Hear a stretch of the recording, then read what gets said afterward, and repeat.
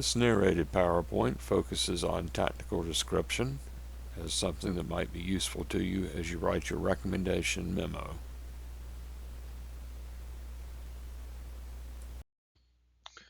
Okay, so the first three items on this slide are options you can take with this assignment.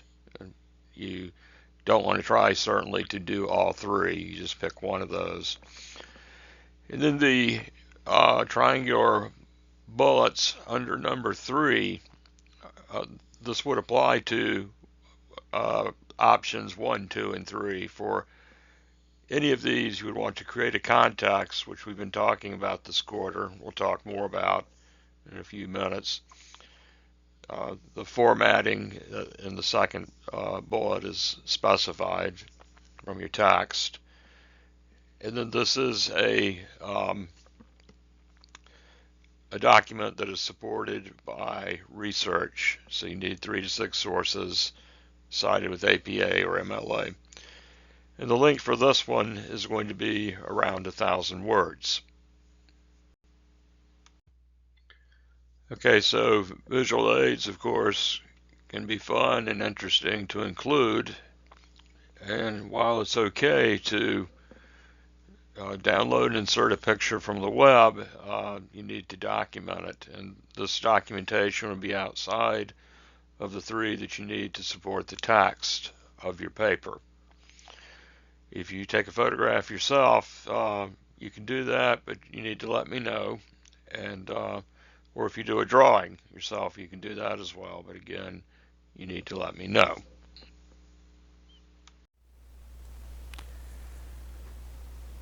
Okay, so creating a corporate context, what does that mean?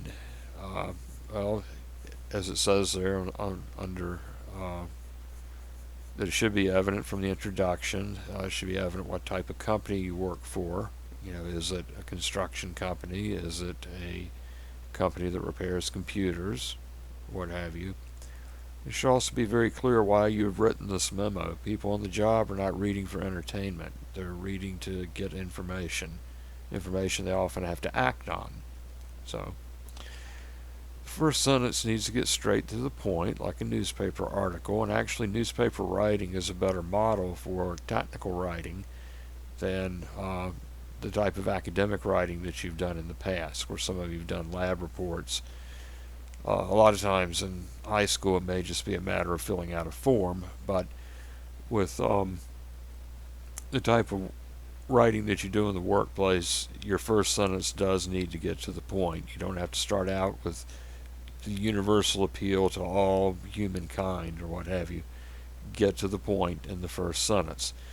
The newspaper articles are also known in that first sentence, which is called the lead, for answering the questions who, what, when, where, and why. And you should do that. You should try to do that as well. I don't count off for not having a who, what, when, where, and why, but you do need to get to the point of why you're writing in that first sentence.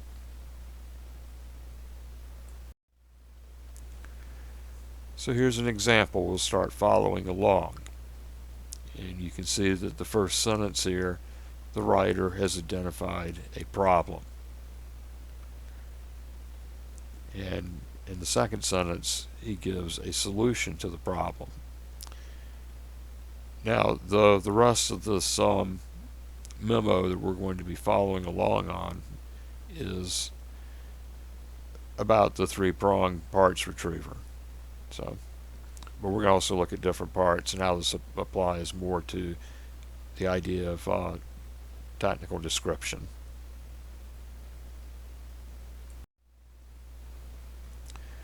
One way of approaching description is to think in terms of spatial sequence. So you have inside, outside, front, rear, so forth and so on.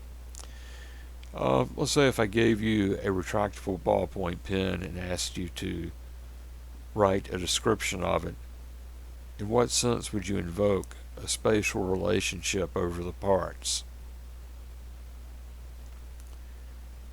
Well, if you're really going to do a really good description, you would probably start with the outside and then go from top to bottom. Maybe start with the button on the top that you push to push the end of the pin out through the bottom.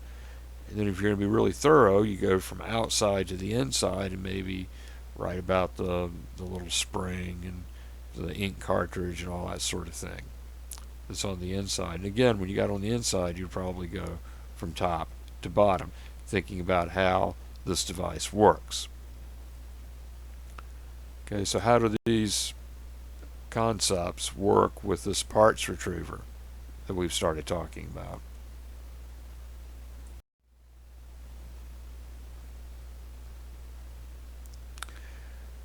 So here you can see that the writer starts out telling you what it's made out of, and he starts using some very simple metaphors, like referring to it as one of the parts as a plunger.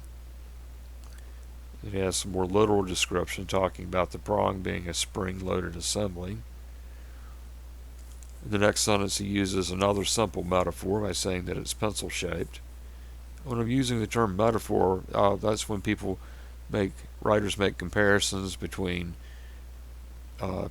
two things that are unlike but yet share characteristics. For example, if I said, the wind is a hungry lion today, you would probably think that it's a gentle sea breeze. Would you think it's blowing really hard? You'd probably think it was blowing really hard, right? So anyway, this writer's using a very simple metaphor by saying this plunger is pencil-shaped. And he gives you some literal description that it's 4 inches long. He continues with talking about ridges that prevent it from slipping out of the user's hand, and so forth, and a finger guard. So here we've gotten into some literal description, and he's gotten into some spatial relationship. He talks about the barrel, and then he works his way up to the finger guard at the top. So it's top to bottom. Though we're also kind of getting an idea of what's going on the inside by saying that it's a spring-loaded prong assembly as well.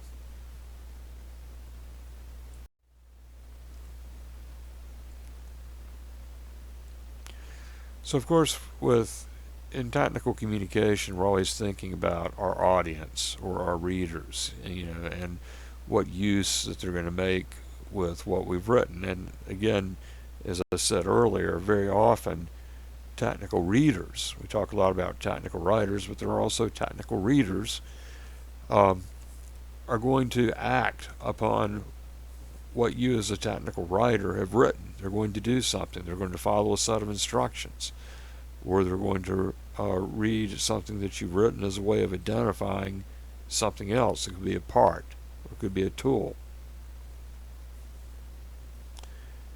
And one reason we're talking about description is that it will work as well as part of a set of instructions.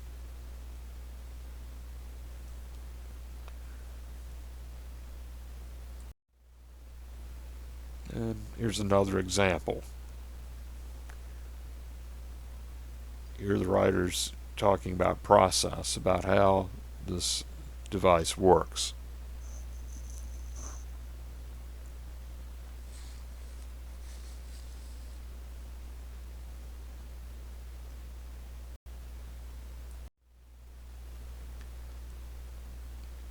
Something else that you should do as you're writing your memos is to use headings liberally.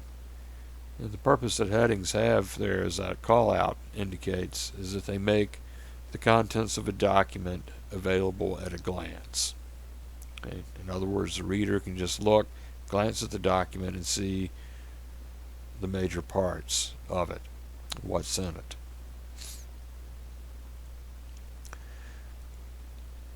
In this section, we're also talking about the difference between objectivity and subjectivity. All writing is really subjective because you have a human being who's writing it. But we do strive towards objectivity, and so what this writer is doing here is looking at or comparing the retriever to tweezers. And there's a good reason for doing that. It's not mentioned here, but obviously tweezers would probably be a lot less expensive right, than buying these retrievers. But the writer indicates why this retriever would be better than tweezers, because it can grip, you know.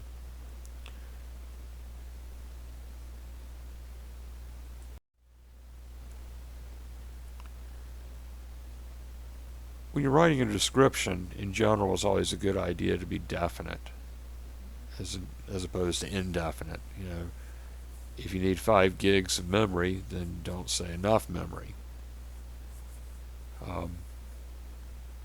An inside view is vague. There's a great deal of difference between a cross-sectional view, which is, you know, just kind of like the thing is sliced in half, or an exploded view, which shows how all the parts fit together.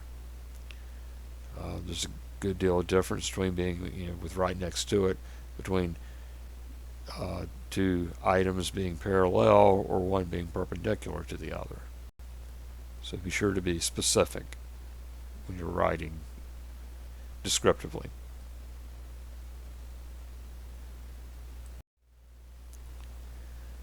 Okay, so I call this a tentative outline. It's not, you know, these are things to think about to help you to develop your recommendation memos. Now, it could be that I'll come back and say, well, you needed an overall description here,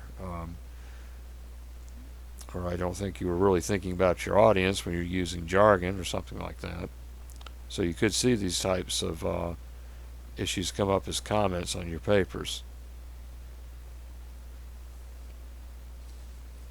But I'm not sitting here checking these off. Oh, do you have definitions? Could be you don't need any definitions. Could be everything is going to be clear. Could be that you need to develop a little section where you have 3 or 4 definitions, and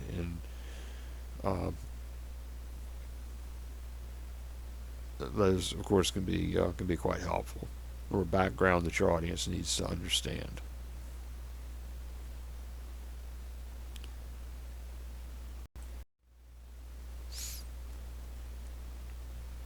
So when you get into the actual description of the parts, you want to start thinking about, again, about definitions just in this particular part of the memo. You may have a part that you're describing. You could have a subpart. You know, for example, somebody might be familiar with an oil filter for a car. Okay, if you're going to change the oil in a car, the oil filter is a part that you need, right? What would be an example of a subpart for an oil filter? About the rubber gasket that you have to put a bead of oil around before you screw the filter on. That's an example of a subpart. Not all subparts have to be mentioned or described, just ones that are important to the discussion.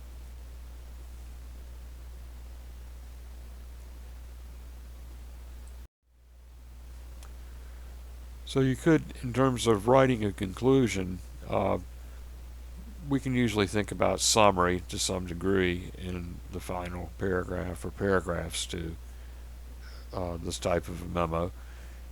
If you're describing an item and it actually does something, you might want to take it through one complete operating cycle. What happens when you press a button? Now, the thing to remember about the conclusion is that it's not called simply a summary. And this assignment helps you to tease out what a conclusion actually is. Now, you've been taught, I'm sure, when writing essays in other classes, in the final paragraph, you should summarize what you've already said, which always seemed kind of dumb to me because, you know, does the teacher have a really short attention span or something? Possibly, you know, after hours of grading. But in the conclusion, you know, if, for example, let's say that you went out somewhere and when you came back, you noticed that there was a window open at your house that you hadn't left open, and you walked into the house and you noticed that your TV was gone and your DVD player, you wouldn't just sit around summarizing. You would draw a conclusion and call the police, right? You'd conclude you'd been robbed.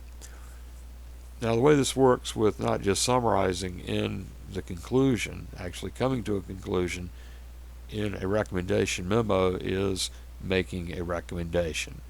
And perhaps we could say, in a sense, that's also a summary because the recommendation is based upon the memo that precedes it. That's certainly true to some extent.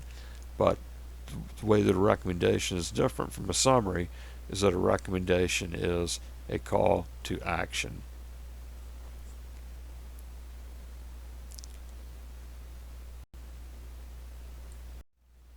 Questions? I'll see you online.